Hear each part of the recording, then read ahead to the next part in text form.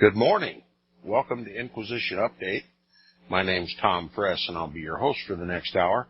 You're listening to FirstAmendmentRadio.com. Thanks for tuning in, everybody. We'll return to our reading and discussion of the book A Woman Rides the Beast by Dave Hunt. Yesterday we talked a bit about the so-called first pope, Peter, and demonstrated the contrast between Peter and the popes of Rome, showing that they are not the successors of Peter, and that, the entire papacy is a lie.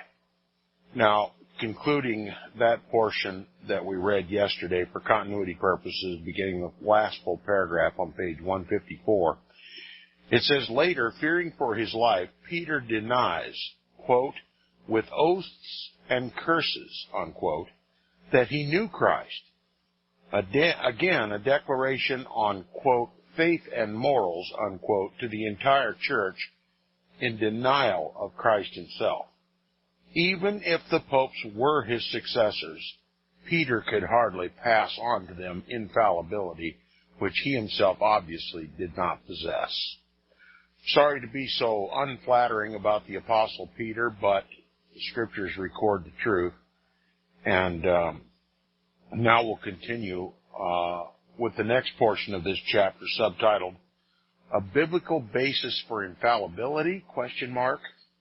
It said a current leading Catholic theologian, Hans Kung, recently pointed out, quote, the main proof text cited at Vatican Council I for papal infallibility, Luke chapter 22, verse 32, quote, I have prayed for you that your faith may not fail, unquote, was never used, even by medieval canonists, to document this dogma, papal infallibility, and rightly so.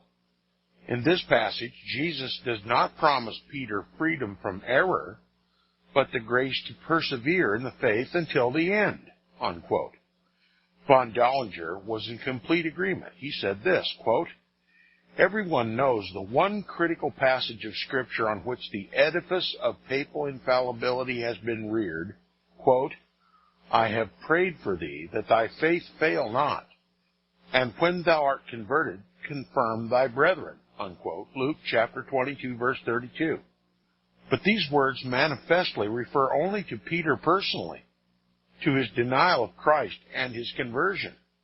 It is directly against the sense of the passage to find in it a promise of future infallibility to a succession of popes. No single writer in the end of the 7th century dreamt of such interpretation, all without exception, and there are 18 of them, explain it simply as a prayer of Christ that his apostle might not wholly succumb and lose his faith entirely in his approaching trial, unquote. Many other leading Catholic historians and theologians could be cited in the same vein. Peter de Rosa adds his own insight, quote, according to the Church Fathers, Peter as such had no successor. They see all bishops as succeeding to the apostles, not an individual bishop succeeding to an individual apostle, in this case Peter. They therefore could not possibly have accepted the claim that, quote, Peter's successor, unquote, had to rule the See of Rome.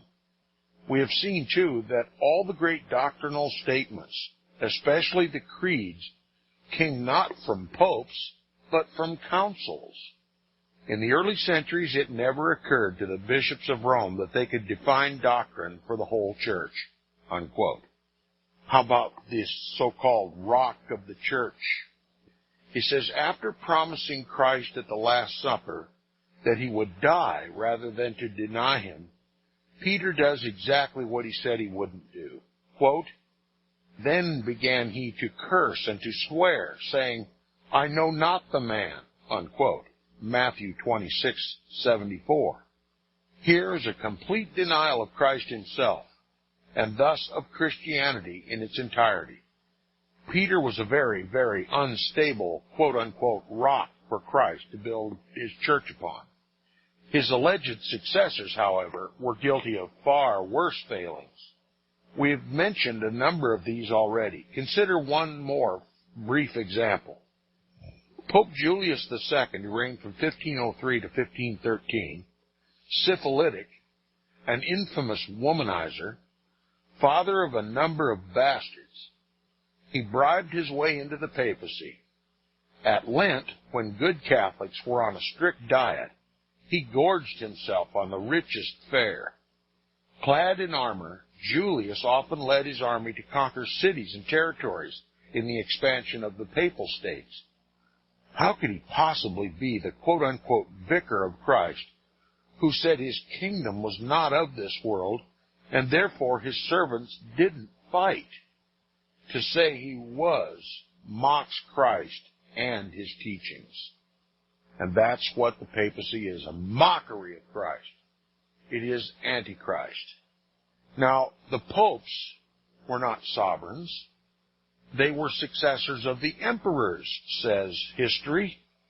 Remember that in the early days of the church, papal infallibility was not attributed to the Bishop of Rome, but to his superior, the emperor. Pope Leo I, who reigned from 440 AD to 461, for example, ascribed to a godless emperor the very infallibility which Pope Pius IX would persuade the members of Vatican I to declare had always been the exclusive power of the popes. Listen to this quote. By the Holy Spirit's inspiration, the emperor needs no human instruction and is incapable of doctrinal error, unquote. The following extravagant praise, which sounds like that given to popes today, is from a speech by Eusebius honoring the pagan emperor Constantine after he had assumed leadership of the church. Quote, let then our emperor be declared alone worthy, who alone is free, above the thirst of wealth, superior to sexual desire, who has gained the victory over those passions which overmaster the rest of men, whose character is formed after the divine original of the supreme sovereign, and whose mind reflects, as in a mirror, the radiance of his virtues. Hence is our emperor, not the pope, hence is our emperor perfect in prudence, in goodness, in justice, in courage, in piety, in devotion to God, unquote. That this praise was to the emperor alone placed him above the Bishop of Rome, who was subservient to him. Thus Constantine called himself Bishop of Bishops. Today's popes who bear Constantine's titles and wear his regalia are his successors, not Peter's.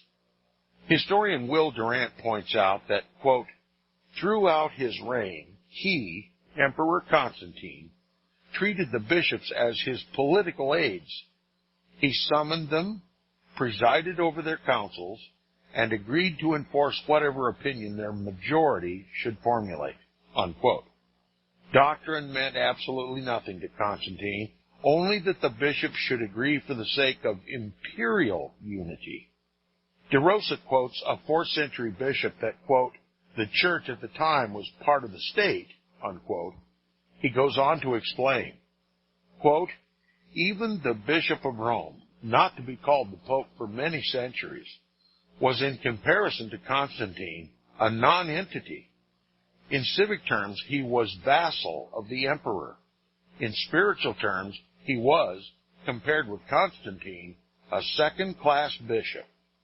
Not the Pope, but he, Constantine, like Emperor Charlemagne later, was the head of the church, its source of unity, before whom the bishops of Rome had to prostrate themselves and pledge his loyalty.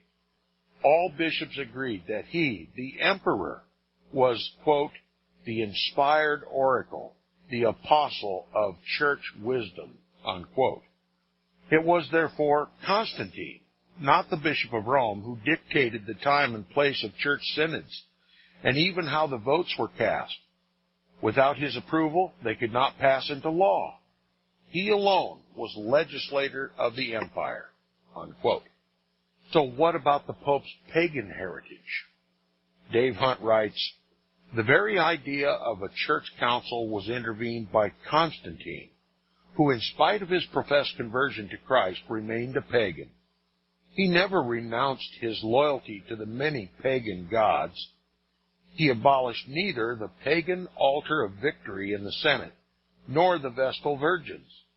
And the sun god, not Christ, continued to be honored on the imperial coins. He was not baptized until just before his death, and that by a heretical Arian priest, Eusebius. Durant reminds us that throughout his quote-unquote Christian life, Constantine used pagan as well as Christian rites, and continued to rely upon, quote, pagan magic formulas to protect crops and heal disease, unquote. That Constantine murdered those who might have had a claim to his throne, notably his son Crispus, a nephew, and a brother-in-law, is further evidence that his quote-unquote conversion to Christianity was, as historians have suggested, a clever political maneuver only. Historian Philip Hughes, himself a Roman Catholic priest, reminds us, quote, in his manners he, Constantine, remained to the very end very much the pagan of his early life. His furious tempers, the cruelty which once aroused, spared not the lives even of his wife and son, are an unpleasing witness to the imperfection of his conversion, unquote. The three so-called Christian sons of Constantine, Constantine II, Constantius II, and Constans, secured after their father's death their separate regions of the empire by a merciless family massacre. They then took the so-called Christianization of the empire to new heights. Such, not Peter, were the forerunners of today's popes. As already mentioned, Constantine convened, set the agenda for, gave the opening address at, and played a dominant part in the First Ecumenical Council of the Church, the Council of Nicaea, and a number of other councils as well, as would Charlemagne 500 years later. Inasmuch as the emperors called the councils, it is not surprising that no council for the first 1,000 years acknowledged the Bishop of Rome as the head of the Church. Christ exemplified humility and service to others. He told his disciples, quote, the kings of the Gentiles exercise lordship over them, but ye shall not be so. But he that is greatest among you, let him be as the younger, and he that is chief as he that doth serve. Luke chapter 22, verse 25 and 26. Forgetting that admonition, the popes emulated the pagan emperors from whom they inherited their position and power. Christ also condemned the authoritarian position which had been taken by the rabbis in his day. His words to the Jewish religious leaders are quite appropriate for the Roman Catholic hierarchy. Quote, they love the uppermost rooms at feasts, and the chief seats in the synagogues, and greetings in the markets, and to be called by men, Rabbi, Rabbi. But be ye not called Rabbi, for one is your master, even Christ, and all ye are brethren. And call no man your father upon the earth, for one is your Father, which is in heaven. Woe unto you, scribes and Pharisees, hypocrites, for ye are like unto whited sepulchres, which indeed appear beautiful outward, but are within full of dead men's bones, and of all uncleanness, wherein ye are full of hypocrisy and iniquity. Matthew chapter 23, verses 6 through 9, verse 27 and 28. Truly, the papacy is the fulfillment of Bible prophecy. Christ described the papacy, Satan's last vicar on the earth, and we are to recognize him for what he is, the biblical, historical, and prophetic Antichrist, and we are to protest his rule over us. That's part of Christianity too. Yes, we love Christ. We preach Christ. We preach his gospel. But we don't leave the world ignorant as to who his Antichrist is, who his counterfeit is, and how he deceives the whole world. That's part of our commission, too. Now, having concluded chapter 11, we'll continue now with chapter 12 of the book entitled Unholy Mother. And it begins, like all chapters, with some quotes. This one from Revelation chapter 17, verse 5. It's abbreviated. Upon her forehead was a name written, Mother of Harlots and Abominations, describing the Roman Catholic Church, obviously. And from the book Peter DeRosa's Vicars of Christ, quote, the history of celibacy makes for reading so black. A large part of it is the story of the degradation of women. Ivo of Chartres, who reigned from 1040 to 1115, tells of whole convents with inmates who were nuns only in name, but were really prostitutes. And finally, a quote from an ex-nun, Patricia Nolan Savas. It was recorded in USA Today. She says, the recent disclosures of widespread sexual misconduct on the part of certain members of the Roman Catholic clergy comes as no surprise to most of us who were once priests or nuns. Now, beginning with the chapter, it says, let therefore be no misunderstanding. We are not suggesting that Roman Catholic popes, priests, and nuns are inherently more prone to promiscuity than the rest of mankind. Our hearts are all the same. Many of these tragic individuals no doubt began with high moral and spiritual aspirations, and in that spirit set out upon what they sincerely intended to be, a life of purity and devotion to Christ. It was the system of hierarchical privilege, power, and authority over the laity which perverted and destroyed them. That system, as we have seen, gathered momentum through the centuries by the lust and greed of popes whose natural propensity for evil, innate in all of us, found occasion through the unusual opportunities afforded by their office. To enhance their power, they issued a host of false documents which purported to be the writings of the early church fathers and decrees of early synods. One self-serving theme of these forgeries was the claim that the popes had inherited innocence and sanctity from Peter, and could not be judged by any man. Historian von Dollinger writes, quote, a saying ascribed to Constantine at the Council of Nice in a legend recorded by Rufinus was amplified till it was fashioned into a perfect mine of high-flying pretensions. Constantine, according to this fable, when the written accusations of bishops against each other were laid before him, burned them, saying that the bishops were gods, and no man could dare to judge them, unquote. If one is on the level of the gods, what privileges could not one claim? Gods are above the law. No wonder, then, that the popes began to declare openly that they had power over kings and kingdoms and all persons, a power to behave like tyrants. The added pretense of infallibility only made matters worse. Each priest and nun, by association, shares, though to a lesser extent, this same corrupting absolutism and elevation above laypersons.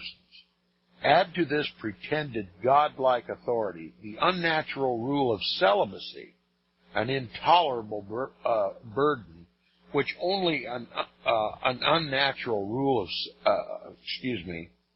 let me start over here.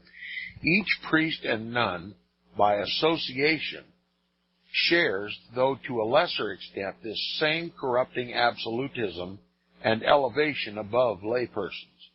Add to this pretended godlike authority the unnatural rule of celibacy, an intolerable burden which only a very small minority of persons could possibly bear, and the stage is set for all manner of evil. A sincere Catholic historian writes, quote, the fact is that priestly celibacy has hardly ever worked. In the view, in the view of some historians, It has probably done more harm to morals than any other institution in the West, including prostitution. The proof of the harm done by celibacy comes not from bigoted anti-Catholic sources. On the contrary, it includes papal and conciliar documents and letters of reforming saints. They all point to one direction. Far from being a candle in a naughty world, priestly celibacy has been more often than not a stain on the name of Christianity, unquote. What about the roots and the fruits of celibacy? Dave Hunt says one must understand that mandatory celibacy is not taught in the Bible, nor was it practiced by the apostles. This teaching developed as an integral part of the evolving papal system and gradually became essential to it.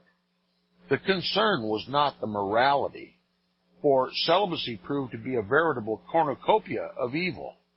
In fact, the rule of celibacy was not the prohibition of sex, but of marriage. Okay? This is a point that is often missed by listeners of the program and other people dealing with these subjects. Must understand that celibacy is the forbidding to marry.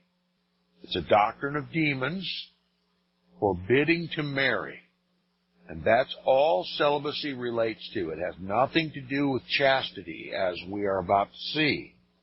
Pope Alexander II, who reigned from 1061 to 1073, for example, refused to discipline a priest who had committed adultery with his father's second wife because he hadn't committed the sin of matrimony. That was the great evil, which had to be eliminated for the priesthood, to be totally devoted to the church. This is how the Roman Catholic Church controls the priesthood, and they have an ulterior motive to maintain the wealth of the church. All down through history, not only priests and prelates, but popes as well had their mistresses and visited prostitutes. Many were homosexuals. Yes, homosexuality, and let's use the proper term, sodomy, which reflects God's judgment already upon this aberration. Sodomy is an historical problem with the papacy. It's not just a modern phenomenon. The priests and nuns and popes and prelates of the Roman Catholic Church have always been sodomites. And there's a scriptural explanation for this, and you'll find it in Romans chapter 1. Just read it for yourselves. The language is plain and clear. While celibacy may exacerbate the problem is idolatry. But we won't dwell on that today. We'll stay to the business of the chapter as Dave Hunt presents it when we come back from the break. You're listening to Inquisition Update on First Amendment Radio. Stay tuned. We'll be right back.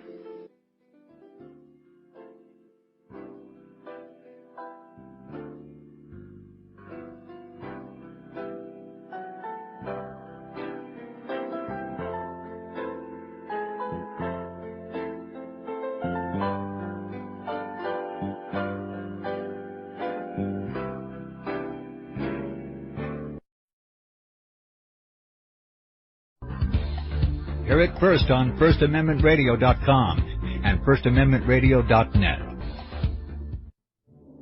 The book of Revelation says, the spirit of prophecy is the testimony of Jesus Christ. This is at the very heart of FirstAmendmentRadio.com. In that spirit, we have created the Prophecy Reality News app for all of your mobile devices, streaming First Amendment Radio 24 hours a day, 7 days a week. Available for your Apple, Android device, and smartphone, absolutely free. Get the Prophecy Reality News app installed today so you can listen to First Amendment Radio wherever you are. The Prophecy Reality News app. Get it now.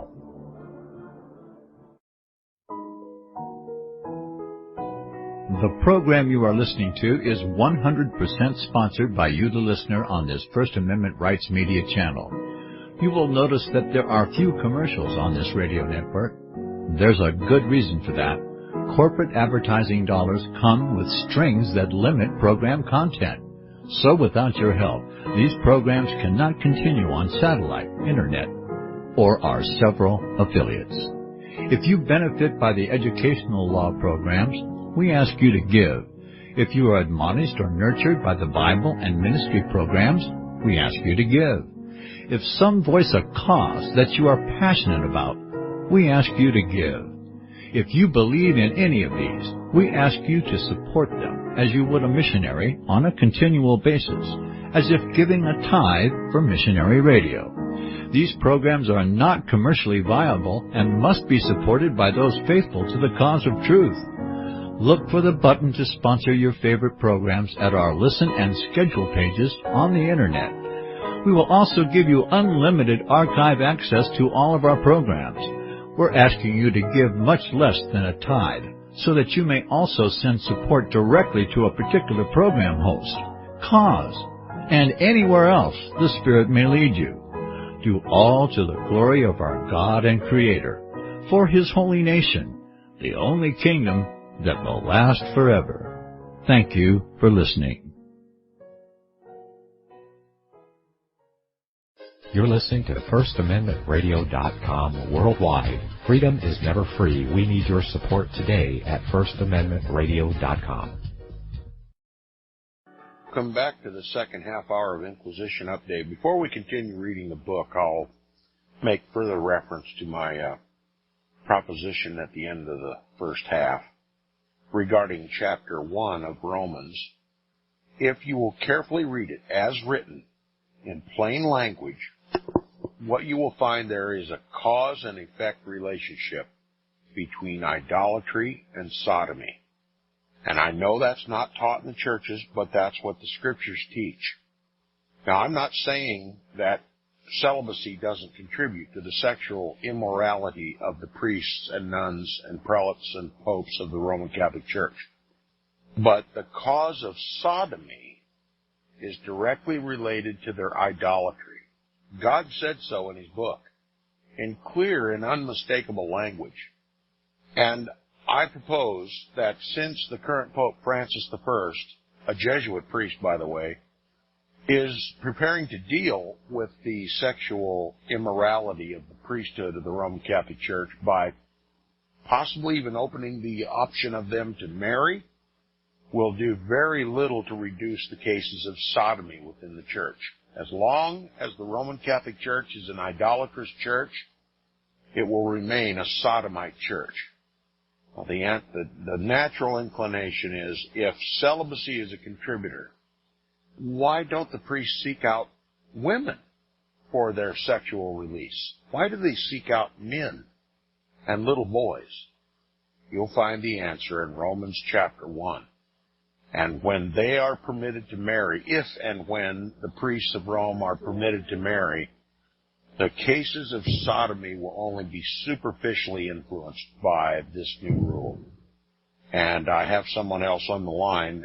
Is somebody else there? Please mute your mic, if you will. Okay. Now, we'll continue with reading the book. If any of my listeners have any questions or want clarification on anything that I've just said, please email me at tom@seawaves.us, and I'll do my best. Now, continuing, it says here, that was the great evil which had to be eliminated for the priesthood to be totally devoted to the church. Marriage had to be eliminated, because the priests, if they had wives and children, their hearts would be for their families. And also, upon, time of death, the priests would wish to bequeath their wealth to their families, their wives and their children, and not to allow their assets to remain in the ownership of the church. And many cases in the early Roman Catholic Church history, the popes and the priests literally stole from the church and enriched their families. And Rome has recognized from early on that the priests were the cause of the pilferage of the church. So Rome took care of that. Priests were not allowed to marry. It was Well, it was a great opportunity for the Roman Catholic Church to maintain its assets. And that's what it's all about. It's a doctrine of demons described that way in the Bible, and that's exactly what it is. Now, continuing, he says, all down through history, not only priests and prelates, but popes as well, had their mistresses and visited prostitutes. Many were homosexuals, for the reasons that I've outlined in Romans chapter 1. No member of the clergy was ever excommunicated for having sex, but thousands have been put out of the priesthood for the scandal of getting married. Why then the strict insistence upon celibacy, forbidding to marry, even to the present day, if it really doesn't mean abstinence from sex? It is because the rule of celibacy has a very practical and lucrative result for the church. It leaves priests, and especially bishops and popes, without families to whom to bequeath property, and thereby impoverish the church. The clergy must have no heirs. Pope Gregory VII, bemoaning the difficulty in stamping out marriage among the priests, declared, quote, the church cannot escape from the clutches of the laity unless priests first escape the clutches of their wives, unquote. Here's another vital reason for celibacy: to create a priesthood without the encumbrance and the loving loyalties of wives and children. Thus, fornication and adultery, though forbidden in theory, were preferable to a marriage relationship. 19th century historian R.W. Thompson explains, quote, it was considered absolutely necessary to the perfect working of the papal system that there should be organized a compact body of ecclesiastics, destitute of all those generous sympathies which grow alone out of the family relation, that they might be the better fitted to do the works of the popes, unquote. And you hear all the time the Roman Catholic Church upholding the family, the basic human entity, the family, the most necessary to be protected in a society. The family. It's all about the family. The Roman Catholic Church has done more than any other institution in the world to destroy the family. And I could go into the rest of the program touching on that subject and never reach the conclusion of it before the end of the half hour. So I'll just leave it to my listeners to do their own research into the matter. But the Roman Catholic Church is the destroyer of families, and no more so is it demonstrated than in this celibate condition for the priest, the requirement of celibacy for the priests and the popes of the church. It says, though married men in those early days were allowed to enter the priesthood, they were required to live celibate lives. Imagine being married and not allowed to touch your wife. Pope Leo I, who reigned from 440 to 461, decreed that married clergy were to treat their wives, quote, as sisters, unquote. And many of them did. They raped their sisters. It says, few, if any, Catholics realized that as late as the reign of Pope Gregory VII in 1073 to 1085, it was accepted for priests to be married and supposedly live in celibacy with their wives. Such a requirement was both unnatural and unrealistic. Who could keep such a rule? All over Italy, the clerics openly had large families, and no discipline was enacted against them. After all, many of the popes had large families as well, and sometimes made no secret of it.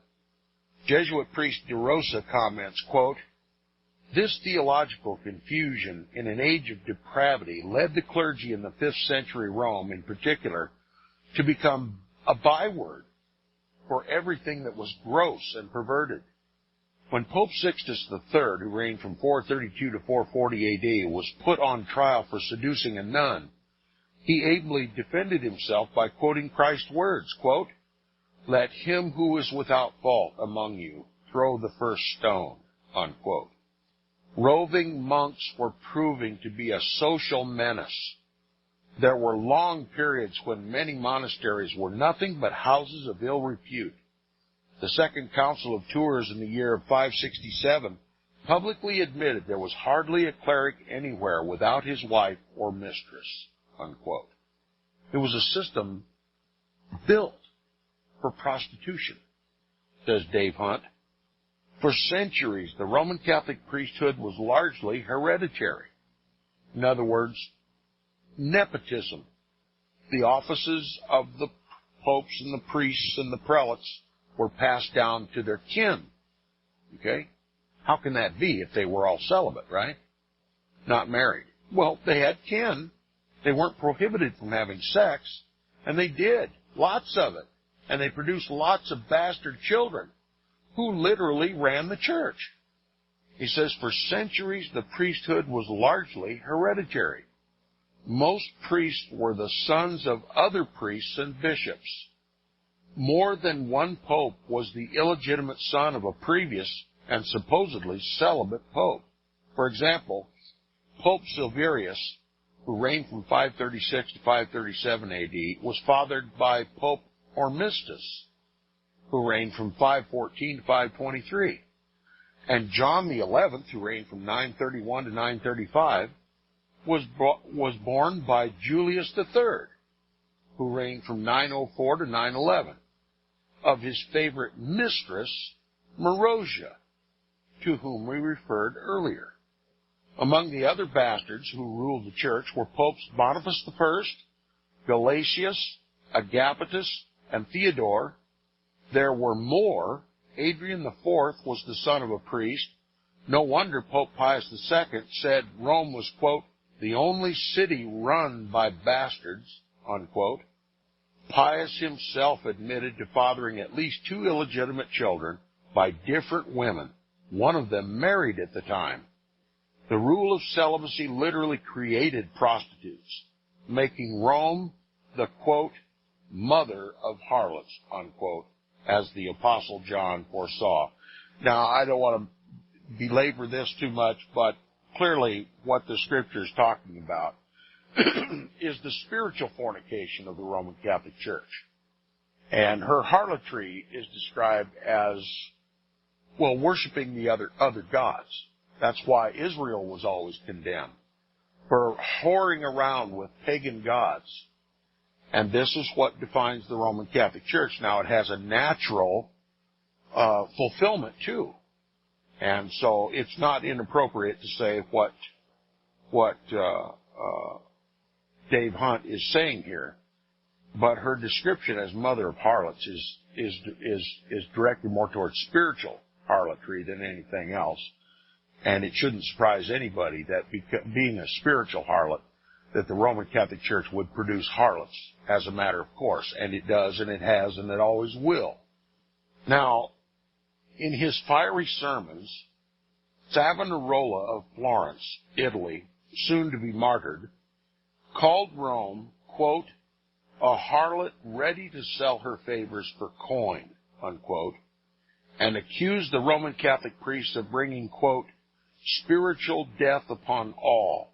Their piety consists in spending their nights with harlots, unquote. He cried, quote, 1,000, 10,000, 14,000 harlots are few for Rome, for there both men and women are made harlots, unquote. Pope Alexander VI threatened, quote, to lay interdict upon Florence, unquote, if it did not silence Savonarola. The city rulers obeyed for fear, as a result of the interdict, all the Florentine merchants in Rome would be thrown into jail, unquote. The popes wanted Savonarola brought to Rome for trial as a heretic, but the Signory of Florence wanted to execute him themselves. After signing confessions that had been wrung out of them by the cruelest of torture, Savonarola and 2 comrade friars were hanged and burned to ashes. Yet this man who preached against the church's leaders' immorality and was slain by Roman Catholics is now celebrated by the Vatican as, quote, a giant of our faith, martyred on May 23rd, 1498, unquote. What revision of history. Visiting Germany in the 8th century, St. Boniface found that none of the clergy honored their vows of celibacy. He wrote to Pope Zachary in 741 to 752, quote, "Young men who spent their youth in rape and adultery were rising in the ranks of the clergy. They were spending their nights in bed with 4 or 5 women, then getting up in the morning to celebrate Mass," unquote. Bishop Rathurio complained that if he excommunicated unchaste priests, quote, "there would be none left to administer the sacrament except boys. If he excluded bastards, as canon law demands, not even boys would be left," unquote. Even idealists became unprincipled rogues because the priesthood was one of the surest and fastest ways to wealth and power and afforded unique opportunities for the most profligate pleasure. Today's Pope, Pope John Paul II, in his recent encyclical Veritas Splendor, that is, Splendor of Truth, soundly condemns promiscuity. Imagine that.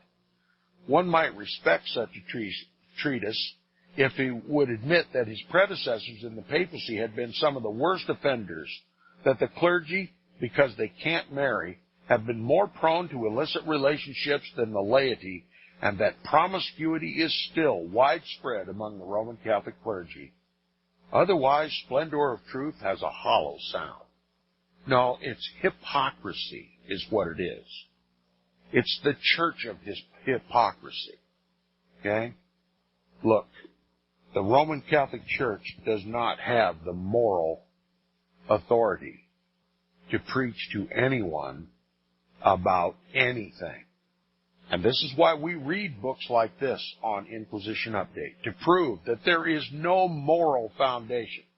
Now, clearly, we make it clear that there is no spiritual foundation for the church, for the papacy, and for his hierarchy and his priesthood, but there is no moral authority either.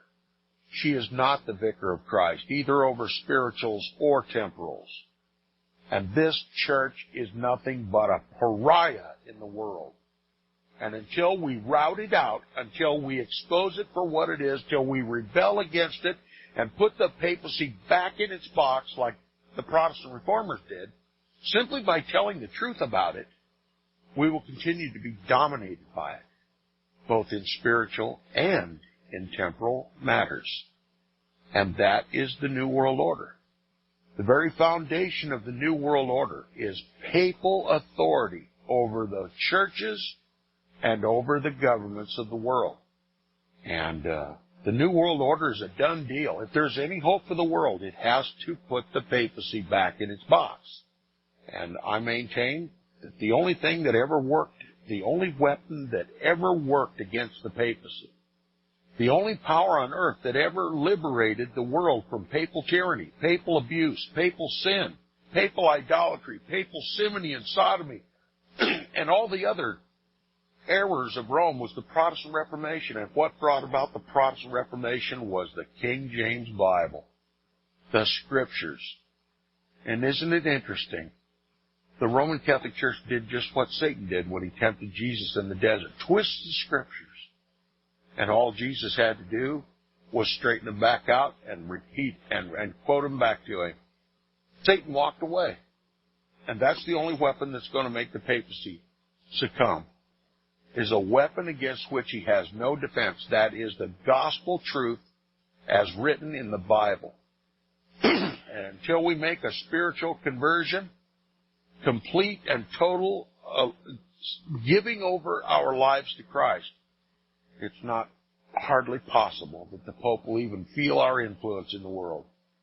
The spiritual conversion must come before any temporal conversion in the world, just as occurred during the Protestant Reformation. Once the people were spiritually liberated from the knowledge of what Christ was to them, as preached in the Bible, not from the pulpits of the Roman Catholic Church, then temporal liberty followed. Spiritual liberty came first, then temporal liberty. Now, Many of my listeners are focused on the temporal enslavement of the people of the world, particularly here in the United States. But our emphasis must be on spiritual liberty, the truth, the scriptures. And that can't come until we recognize who is the biblical, historical, and prophetic Antichrist in the world. Who is it that brings about all the woes of the world? We must understand who God was speaking about in the scriptures. Now, you can't learn about that by going to a 501c3 ecumenical evangelical church with a Jesuit-trained seminarian behind the pulpit wearing a Masonic ring. It ain't going to happen. So come out of the church and tell the truth. Come out of the church and be free to tell the truth. And tell it to anybody who will listen. Now, continuing, Dave Hunt prefaces the next portion of the chapter with subtitles, Vicars of Christ, ? John the 12th, who reigned from 955 to 964, to whom we referred earlier, became Pope at age 16, ran a harem in the Lateran palace, and lived a life of evil that passes imagination, even toasting the devil in front of St. Peter's altar. Spiritual leader of the church for 8 years, Pope John the 12th slept with his mother and any other woman he could get his hands on. Women were warned not to venture into St. John Lateran Church. Of this man, Lutprand wrote in his journal, quote, Pope John is the enemy of all things. The palace of the Lateran that once sheltered saints and is now a harlot's brothel will never forget his union with his father's wench, the sister of the other concubine, Stephania. Women feared to come and pray at the threshold of the holy apostles, for they have heard how John, a little time ago, took women pilgrims by force to his bed, wives, widows, and virgins alike, unquote. Pope John, one of the so-called vicars of Christ, one who was regarded to be the very voice of God on the earth, debauched his own mother. That's the history of Rome, acknowledged by Roman historians. St. Peter Damian's 11th century record of the incredible evils caused by the pledge of celibacy made such scandalous reading that the Pope with whom he shared it preserved it in the papal archives. In fact, it, quote, proves that profligacy among the clergy of the time was universal. After 6 centuries of strenuous efforts to impose celibacy, the clergy were a menace to the wives and young women of the parishes to which they were sent, unquote. And you have to know that they were likewise debauchees of men and boys. And it's just simply not mentioned because it's too filthy to mention. Pope Innocent IV, who reigned from 1243 to 1254, forced to leave Rome by the Emperor Frederick II, took refuge along with his curia in Lyons, France. Upon the Pope's return to Rome after Frederick's death, Cardinal Hugo wrote a letter thanking the people of Lyons. He reminded them that they also owed a debt to the Pope and his court. His remarks provided a glimpse of the shameless depravity of the papal court. Quote, during our residence in your city, we, the Roman Catholic Curia, have been of very charitable assistance to you. On our arrival, we found scarcely 3 or 4 purchasable sisters of love, prostitutes, whilst at our departure we leave you, so to say, one brothel that extends from the western to the eastern gate, unquote. So that's the thanks that the city owed to the Roman Catholic hierarchy, that when they arrived there were only 2 or 3 prostitutes, but when they left the whole city was a house of ill repute. That's the legacy of the papacy. That's the real history of the Roman Catholic Church. Now, they enforced celibacy on the priesthood. It says celibacy was hardly known in England before it was at last enforced by Innocent IV in about 1250 A.D. Most priests there were married and practiced a practice long accepted by the Church, but Rome determined that it had to end all familial devotion for priests and nuns. Their loyalty must now be given solely to the Mother Church. And we'll continue on the program tomorrow with a quote from R.W. Thompson in these regards.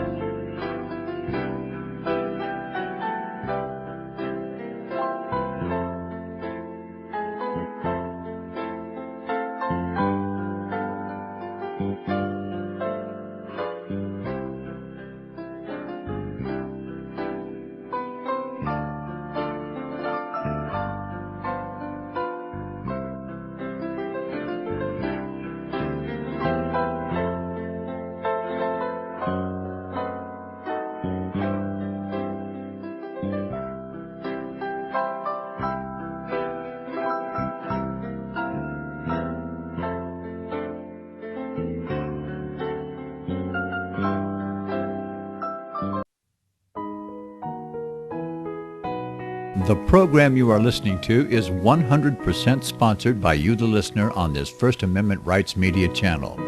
You will notice that there are few commercials on this radio network. There's a good reason for that. Corporate advertising dollars come with strings that limit program content. So without your help, these programs cannot continue on satellite, internet, or our several affiliates.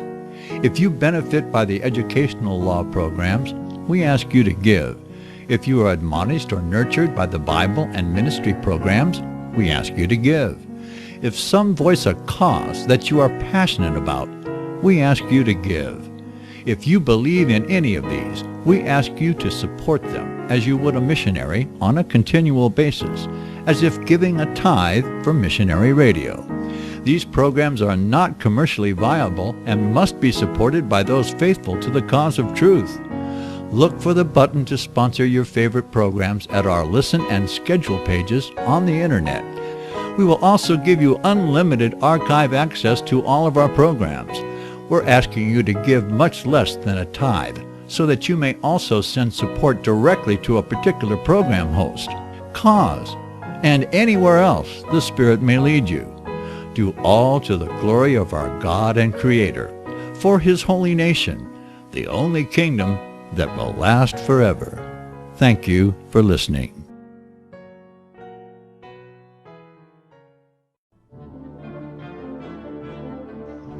Visit crosstheborder.org, CROSS, crosstheborder.org, to get your print, EPUB, or PDF version of Nicholas Arthur's new book titled When the Third Temple is Built.